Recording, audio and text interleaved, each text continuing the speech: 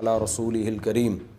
اعتکاف کے حوالے سے کچھ فضائل اور مسائل آپ کے سامنے پیش کرنے ہیں، کیونکہ بہت سے لوگ اعتکاف میں بیٹھ چکے ہیں اور بہت سے ہو سکتا ہے بیٹھنے کی تیاری کر رہے ہوں۔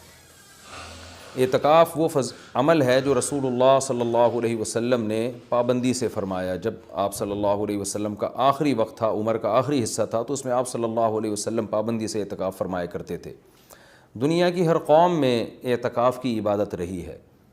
جو بت پرست لوگ ہوتے تھے وہ فَنَظَلُّ لَهَا عَاكِفِينَ، قرآن کہتا ہے کہ وہ بھی بتوں کے سامنے جو ہے وہ ادب سے اور اس خاص قسم کی ہیئت بنا کے بیٹھ جایا کرتے تھے۔ تو جب اسلام دنیا میں آیا تو اسلام نے ہمیں بتایا کہ ہم نے اگر عبادت کے لیے اپنے آپ کو باؤنڈ کرنا ہے تو ہم صرف اللہ کے لیے کر سکتے ہیں اپنے آپ کو باؤنڈ، اور وہ بھی مسجد کے اندر۔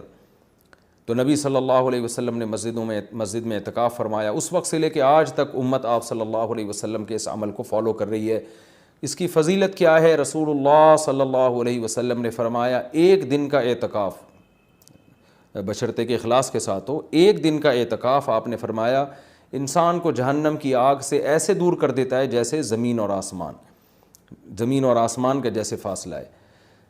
تو اس عبادت کا بنیادی مقصد یہ ہے کہ انسان پورے سال دنیا کے کاموں میں مشغول رہتا ہے، وہ سال میں کچھ دن اللہ کے لیے نکالے۔ جیسے کوئی شخص ہجرت کرتا ہے اللہ کے لیے، اپنے گھر بار کو چھوڑتا ہے، تو معتکف بھی ایک نوعیت کی ہجرت کرتا ہے۔ وہ اپنے بیوی بچوں کو، اپنے اہل و عیال کو، اپنے رشتہ داروں کو چھوڑ چھاڑ کے اللہ کی گھر میں اور مسجد میں آ کے وہ پڑھ جاتا ہے۔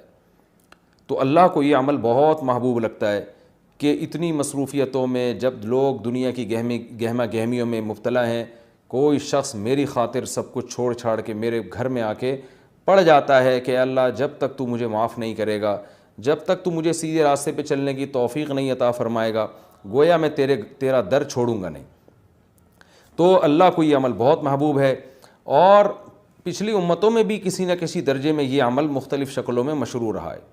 آپ صلی اللہ علیہ وسلم نے اس کی فضیلت بھی بیان کی، اور فقہائے کرام نے قرآن و سنت ہی سے اعتکاف کے مسائل بھی نکالے۔ تو اعتکاف کی سب سے بڑی فضیلت کیا ہے؟ ایک تو وہ فضیلت کہ جو حدیث میں بیان کی کہ مشرق اور مغرب میں جو فاصلہ اور آسمان اور زمین میں جو فاصلہ ہے، اتنا اللہ تعالیٰ جہنم کی آگ سے انسان کو دور کر دیتے ہیں۔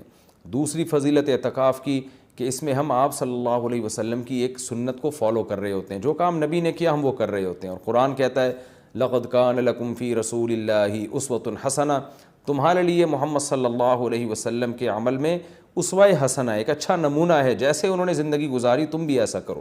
تو نبی صلی اللہ علیہ وسلم کی سنت اس سے زندہ ہوتی ہے۔ دوسری فضیلت، تیسرا فائدہ اعتکاف میں کیا ہوتا ہے کہ آپ 10 دن جب مسجد کے ماحول میں گزارتے ہیں، مسجد کی ایک روحانیت ہوتی ہے، مسجد گناہوں سے پاک جگہ ہے، تو اس کچھ بھی نہ کریں، اس روحانیت کے اثرات آپ کے دل کے اندر جذب ہوتے ہیں، لاشعوری طور پر آپ کا دل اندر سے تبدیل ہوتا ہے۔ یہ اعتکاف کا تیسرا فائدہ۔ چوتھا فائدہ، آپ کو 10 دنوں تک باجماعت نماز پڑھنے کی توفیق ملتی ہے، آپ کو مسجد میں عبادت کی توفیق ملتی ہے، فارغ علماء کے بیانات سننے کی آپ کو توفیق ملتی ہے۔ یہ ایک بہت بڑا فائدہ ہے اعتکاف کا۔ اور سب سے بڑا فائدہ کیا، جو حدیث میں بھی منقول ہے، اور آپ صلی اللہ علیہ وسلم نے اعتکاف کی مشروعیت کی ایک وجہ یہ بھی بیان کی ہے کہ اس سے انسان کو لیلۃ القدر نصیب ہوتی ہے۔ آپ صلی اللہ علیہ وسلم لیلۃ القدر کی رات کی تلاش میں بھی اعتکاف فرمایا کرتے تھے، 10 دنوں کے لیے مسجد میں آ کے بیٹھ جایا کرتے تھے۔ تو معتکف کو یقینی طور پر لیلۃ القدر کی رات ملتی ہے، بالفرض اگر وہ سوتے ہوئے میں بھی لیلۃ القدر کی رات گزر جائے اور اس سے عبادت نہ ہو سکے، تو کم از کم اعتکاف والی عبادت تو اس کو لیلۃ القدر میں ملے گی۔ وہ قیامت کے دن یہ تو کہہ سکتا ہے اے اللہ لیلۃ القدر کی رات میں نے کوئی عبادت نہیں کی، لیکن اعتکاف والی عبادت مجھ سے ہوئی ہے، اس لیے کہ میں مسجد کے اندر موجود تھا۔ تو اعتکاف والے حضرات کو چاہیے کہ اعتکاف میں اگر آپ کچھ نہیں بھی کرتے، صرف فرض نماز پر اکتفا کرتے ہیں، تو آپ کو اعتکاف کا پھر بھی ثواب ملے گا۔ لیکن یہ جب اللہ کی طرف سے اتنا بہترین پیکیج آپ کو ملا ہوا ہے، آپ فارغ بھی ہیں، رمضان کا آخری عشرہ بھی ہے، اپنے آپ کو آپ نے باؤنڈ کیا ہوا ہے مسجد میں، تو سو کے یہ وقت گزار دینا یہ بہت بڑے اجر سے محرومی کا ذریعہ ہے۔ اس لیے معتکف کو اپنا وقت زیادہ سے زیادہ عبادت میں، تلاوت میں، نماز میں، دعاؤں میں لگانا چاہیے۔ اعتکاف میں انسان کی دعائیں بہت قبول ہوتی ہیں، تو رات کا آخری حصہ بھی ہو اور رمضان کا آخری عشرہ بھی ہو اور اعتکاف کی حالت بھی ہو، تو اتنے یعنی دعا کی قبولیت کا اس سے بڑا سبب کوئی ہو نہیں سکتا. تو معتکفین حضرات کو راتوں کے آخری حصے میں دعاؤں کا بہت زیادہ اہتمام کرنا چاہیے. اور معتکف کو چاہیے کہ رمضان کا یہ جو آخری عشرہ آپ نے اعتکاف کے لیے سلیکٹ کیا ہے تو اس میں صرف اعتکاف برائے اعتکاف نہ ہو، بلکہ یہ ایک ورکشاپ ہونی چاہیے جس میں آپ یہ نیت کریں کہ میں جب مسجد سے نکلوں گا تو میں مکمل چینج ہو چکا ہوں گا. اگر آپ کی داڑھی نہیں ہے، آپ اعتکاف میں نیت کریں میں داڑھی کٹانے سے توبہ کروں گا. اگر آپ سود کھاتے ہیں، آپ نیت کریں میں 10 دن ایسے گزاروں گا کہ جب میں باہر نکلوں تو میں سود سے توبہ کر چکا ہوں. اگر بد نظری کی عادت ہے، آپ 10 دن اعتکاف میں اللہ سے دعا مانگیں کہ مجھ سے بد نظری چھوٹ جائے، اور یہ نیت کریں کہ میں اعتکاف میں نکلنے سے پہلے اعتکاف سے نکلنے سے پہلے اس لعنت سے توبہ کر چکا ہوں گا. اگر آپ کو دھوکہ دینے کی عادت ہے، بد اخلاقی کی عادت ہے، ماں باپ کا دل دکھانے کی عادت ہے، بیوی کا حقوق نہیں ادا کر رہے، بچوں کے ساتھ رحمت والا معاملہ نہیں کر رہے، اخلاق خراب ہے آپ کے، ان تمام بیماریوں سے اور ان تمام گناہوں سے توبہ کا فیصلہ کریں.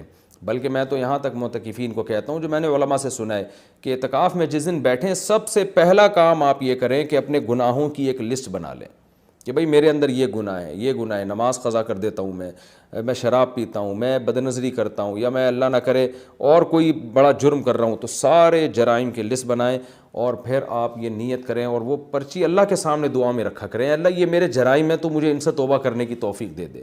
تو پھر وہ اعتکاف حقیقت میں آپ کا اعتکاف بنے گا. اور میں نے اپنی زندگی میں دیکھا ہے کہ جنہوں نے صحیح طرح سے اعتکاف کیا ان کی زندگیاں ہمیشہ کے لیے تبدیل ہو گئیں. اکثر توبہ کرنے والے وہ ہوتے ہیں جو اعتکاف میں جا کر ان کو توبہ کی توفیق ملتی ہے. تو یہ بہت بڑی عبادت ہے، اس کا اہتمام کرنا چاہیے. دوسری بات، پہلے دن سے اپنا عبادت کا کوئی اسکیجول بنا لینا چاہیے. ایسا نہ ہو کہ آپ آ کے بیٹھ گئے، اب سوچنے میں 3 دن گزار دیں گے کہ آپ نے کرنا کیا ہے. تو اپنا ایک اسکیجول بنائے کہ بھئی تہجد کتنی، تراویح کی تو پابندی کرنی ہے، تہجد کتنی پڑھنی ہے اور کتنے پارے اس میں پڑھنے ہیں، یا کتنی مقدار میں تلاوت اس میں کرنی ہے، تسبیحات کتنی کرنی ہے، کون سی کرنی ہے، دعا کس وقت مانگنی ہے، کتنی دیر مانگنی ہے. یہ پورا ایک اسکیجول پہلے سے ہونا چاہیے آپ کا. کھانے پینے کی ترتیب تو پہلے دن بن جاتی ہے کہ سحری کون لے کر آئے گا، افطاری کون لے کر آئے گا، اور رات کا کھانا کون لے کر آئے گا، اور چائے کب پینی اور کون کس وقت لے کر آئے گا. یہ تو ترتیبیں پوری بن جاتی ہیں. تو یہ تو آپ باہر بھی کر سکتے تھے یہ کام. اعتکاف تو عبادت کے لیے ہے، تو عبادت کی ترتیب بنانا یہ چائے اور کھانے پینے کی اور پکوڑے اور سموسوں کی ترتیب سے زیادہ ضروری ہے اعتکاف میں. تو شروع میں اس کا اسکیجول بنا لینا چاہیے. اس بارے میں کچھ مسائل بھی ہیں کہ اعتکاف کن چیزوں سے ٹوٹتا ہے. پہلی بات تو یہ کہ اگر آپ کا روزہ ٹوٹ گیا تو اعتکاف بھی خود بخود ٹوٹ جائے گا. اعتکاف جب بھی ٹوٹے گا تو قضا 1 دن کی ہوتی ہے اس کی. جیسے کسی کا اعتکاف ٹوٹ گیا تو وہ اگلے ہی دن مغرب سے پہلے قضا کی نیت کر لے اور یہ نیت کرے کہ میں جو آج اعتکاف ٹوٹا ہے اس کی میں قضا کر رہا ہوں.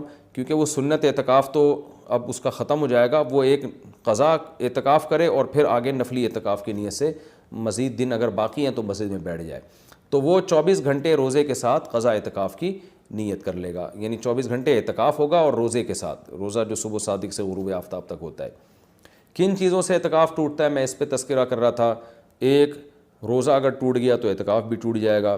دوسرا، بلا شرعی عذر اگر آپ مسجد سے باہر نکل گئے تو آپ کا اعتکاف ٹوٹ جائے گا. شرعی عذر کیا ہے؟ شرعی عذر ہے سب سے پہلے قضائے حاجت ہے. قضائے حاجت کے لیے آپ جا سکتے ہیں اور اس دوران چلتے چلتے باتیں بھی کر سکتے ہیں. رک کے آپ باتیں نہیں کر سکتے. آپ واش روم تک پہنچے، پتہ چلا جی واش روم کا دروازہ بند ہے، کوئی پہلے سے وہاں موجود ہے، تو آپ اس کے انتظار میں وہیں کھڑے رہ سکتے ہیں. اس سے اعتکاف نہیں ٹوٹتا. وہاں کھڑے کھڑے آپ کسی سے موبائل پہ بھی بات کر سکتے ہیں، آپس میں بھی بات کر سکتے ہیں. ہاں، بندہ باہر نکل آیا اور پھر بھی آپ موبائل پہ لگے ہوئے ہیں تو آپ کا اعتکاف ٹوٹ جائے گا، کیونکہ اب یہ آپ کا کھڑا ہونا یہ شرعی عذر کے بغیر ہے. وضو کے لیے آپ جا سکتے ہیں. جب آپ وضو کے لیے گئے تو نل کا کھولا آپ نے، وضو کے دوران آپ بات چیت کر رہے ہیں، اس سے اعتکاف نہیں ٹوٹے گا. وہ الگ بات ہے وضو کے دوران بات چیت نہیں کرنی چاہیے، لیکن اس سے اعتکاف نہیں ٹوٹے گا کیونکہ آپ نے اس بات چیت میں الگ سے ٹائم نہیں لگایا. وضو کے دوران ہی آپ نے بات چیت کی ہے. وضو آپ نے پراپر طریقے سے کیا اور اب آپ وہاں بیٹھے بیٹھے وضو کی دعا پڑھ رہے ہیں یا کچھ اور پڑھ رہے ہیں تو اس سے بھی اعتکاف ٹوٹ جائے گا، کیونکہ پراپر وضو کرنے کے بعد آپ پر لازم تھا کہ آپ اٹھ کے مسجد میں آئیں. ہاں جلدی وضو کرنا ضروری نہیں ہے. بعض لوگ وہمی ہوتے ہیں, وہ سمجھتے ہیں میں اعتکاف سے مسجد سے باہر نکل کے وضو کریں تو بہت اسپیڈ میں کریں. ایسا کچھ بھی نہیں ہے. تمیز سے, آرام سے, شرافت سے, اعتدال سے آپ وضو کریں, جو پراپر طریقہ ہے وضو کرنے کا. جب آپ وضو میں قلی کر رہے ہیں تو اس دوران آپ ٹوتھ پیسٹ یا برش بھی کر سکتے ہیں مسواک کی نیت سے.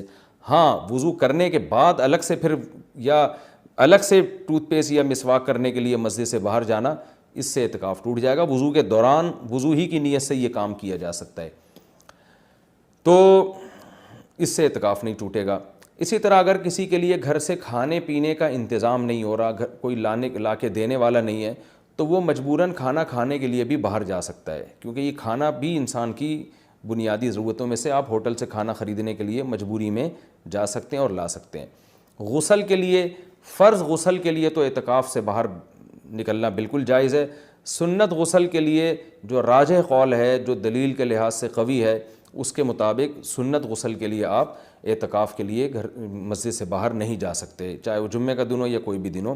راجح قول بہرحال جمہور کا قول یہی ہے, اگرچہ کچھ علماء دوسرے قول کے بھی قائل ہیں, لیکن جو راجح قول ہے, جو جمہور کا قول ہے, جس پہ فتویٰ اب تک دیا جاتا رہا ہے, وہ یہی ہے کہ آپ غسل نہیں کر سکتے. ہاں یہ ضرور ہے کہ اگر آپ واش روم میں گئے اور وہاں کوئی غسل کا بھی انتظام ہے, جیسے اٹیچ باتھ روم ہوتے ہیں, تو جتنی دیر میں وضو کرنے میں ٹائم لگتا ہے اتنی دیر میں آپ اگر غسل کر لیتے ہیں تو آپ کا اعتکاف نہیں ٹوٹے گا. اور ظاہر ہے یہ جب ہی ہوگا جب بغیر صابن کے آپ غسل کریں, جلدی جلدی کپڑے اتار کے بس پانی بہائیں, جتنی دیر میں وضو کرتے ہیں اتنی دیر میں, تو وضو ہی کی نیت سے آپ غسل بھی کر لیں تو پھر اعتکاف نہیں ٹوٹے گا. لیکن اگر آپ نے ٹائم لگا لیا تو ٹوٹ جائے گا. گرمیوں میں بہت بڑی پرابلم ہو جاتی ہے, پسینے کی بدبو لوگوں میں آ رہی ہوتی ہے, تو ایسے موقع پر اگر کوئی مسجد میں ایسا انتظام کر لیا جائے کہ مسجد ہی میں کوئی ایسا ٹب ہو جہاں بیٹھ کے کوئی نہا لے اور مسجد گندی نہ ہو, تو اس کی بھی گنجائش ہے. یا صرف سر دھو لے, اور سر تو دھویا جا سکتا ہے, آپ مسجد سے سر تھوڑا سا باہر کریں اور پھر کوئی شخص پانی ڈال کے یا خود ہی آپ پانی ڈال کے اپنے سر کو دھو لیں صابن سے, تو یہ بھی جائز ہے. پاؤں آپ کے مسجد کے اندر رہنے چاہیے. پاؤں اگر مسجد سے باہر نکل گئے تو اعتکاف ٹوٹے گا, پاؤں اگر مسجد کے اندر ہیں تو اعتکاف نہیں ٹوٹتا. یہ بھی اعتکاف کے کچھ بیسک مسائل تھے. اعتکاف کے دوران آپ کسی کے جنازے میں جانے کے لیے مسجد سے باہر جائیں گے, اعتکاف ٹوٹ جائے گا. کسی کی عیادت کے لیے مسجد سے باہر نکلیں گے, اعتکاف ٹوٹ جائے گا. لوگ کر رہے ہوتے ہیں یہ کام, جی وہ اللہ معاف فرمائے نانی کا انتقال ہو گیا, چاچا کا انتقال ہو گیا, تو ہم جا رہے ہیں. تو بھائی نہیں جا سکتے آپ. جس کا بھی انتقال ہو گیا اس کے لیے یہیں بیٹھ کے آپ دعائے مغفرت کریں, اور ان کا جنازہ اگر وہیں آ جاتا ہے تو مسجد کے اندر بعض جگہوں پہ صفیں بنتی ہیں, جنازہ باہر رکھا جاتا ہے تو ٹھیک ہے, مسجد سے باہر آپ نہیں جا سکتے.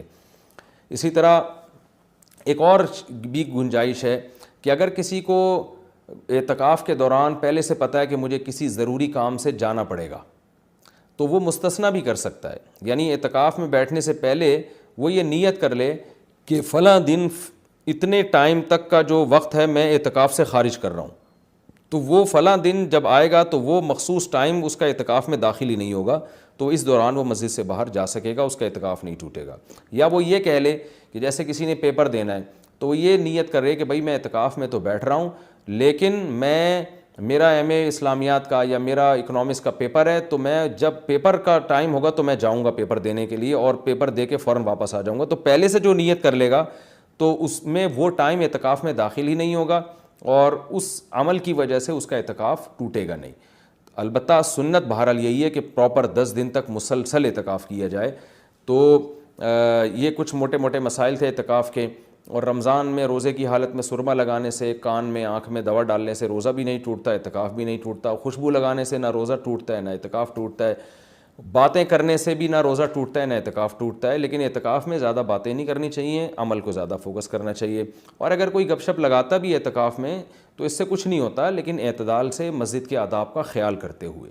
تو اعتدال سے اگر کوئی مسجد میں رہے اور مسجد کے آداب کا خیال کر کے بات چیت بھی اعتکاف کے دوران کرتا ہے تو یہ ناجائز عمل نہیں ہے. ایک بات جو آخری بات, اعتکاف میں موبائل کا استعمال کم کریں اور اس کو مثبت ایکٹیویٹیز کے لیے محدود کر دیں. فون پہ باتیں کرتے رہنا, ویڈیوز دیکھتے رہنا فیس بک کی, یہ تو سارا ٹائم آپ کا فیس بک برباد کر دے گا. کوئی کام کی علمی بحث دیکھنی ہو تو ایک الگ بات ہے, لیکن ویڈیو گیم اور ان چیزوں میں اعتکاف کو برباد کرنا یہ بہت بڑی محرومی کی بات ہے. اللہ تعالیٰ سے دعا ہے کہ اس رمضان کے اس عشرے کو اللہ ہم سب کے لیے رحمت بنائے اور اعتکاف میں خاص طور پر اس وبا کے بارے میں، اس وبا کے لیے سب مل کے دعا کریں۔ معتکفین حضرات سے خاص طور پہ گزارش ہے، کیونکہ ان کی دعاؤں کی قبولیت کا امکان زیادہ ہے۔ یہ جو کرونا کی وبا انڈیا میں پھیلی ہوئی ہے، پوری دنیا کو اپنے لپیٹ میں لیا ہوا ہے، لاکھوں لوگ لقمہ اجل بن گئے، پتہ نہیں کتنوں کی موت اور مقدر ہے۔ تو گڑ گڑا کے معتکفین حضرات سے گزارش ہے کہ اس رات اللہ سے دعا مانگے، خاص طور پہ ختم قرآن کے موقع پر خوب اللہ سے دعا مانگیں کہ اللہ اس وبا کو انسانیت سے دور کر دے، اور اس وبا سے ہونے والی تباہی سے اللہ ہم سب کو بچا لے۔